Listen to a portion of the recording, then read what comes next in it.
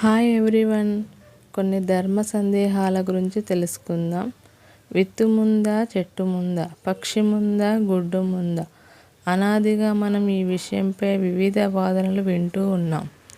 చెట్టు ముందని చెబితే విత్తనం లేకుండా చెట్టు ఎలా వచ్చిందని ప్రశ్నిస్తారు.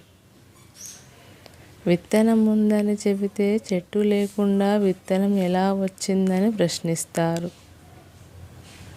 అలాగే పక్షి ముందని చెబితే గుడ్డు లేకుండా పక్షి ఎలా పుట్టిందని ప్రశ్నిస్తారు. గుడ్డు ముందని చెబితే పక్షి లేకుండా గుడ్డు ఎలా వచ్చిందని ప్రశ్నిస్తారు. చివరికి ఈ వాదన ఎటూ తేలకుండా ముగుస్తుంది. ఈ ప్రశ్న ప్రశ్నగానే మిగిలిపోతుంది. మనిషి అయినా, పశుపక్షాదులైనా, చెట్లైనా ఈ చరాచర సృష్టిని సృష్టించింది బ్రహ్మ అని మన విశ్వాసం.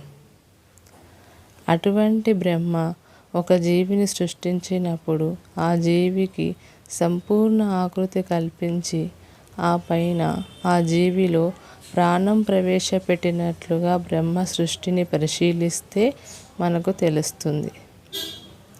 ఈ విధంగా లక్షలాది చరాచర సృష్టిని సృష్టించిన బ్రహ్మ ఆయా జీవుల పునరుత్పాదన క్షీరదాలలో, పిండం ద్వారా, పక్షులలో, పాములలో, గుడ్డు ద్వారా, వృక్షాది ఆచార సృష్టి విత్తనాల ద్వారా అయ్యేలా వాటికి వరం అనుగ్రహించెను.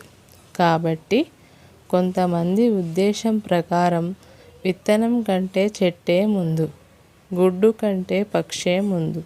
క్షీరసాగర మథన సమయంలో లక్ష్మీదేవి, ధన్వంతరి, కామధేనువు, కల్పవృక్షం, ఐరావతం, పారిజాతం మొదలైనవి పూర్తి ఆకారంతో పుట్టినవి అని మనకు తెలుసు కదా.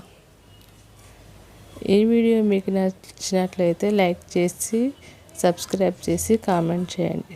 Thank you for watching.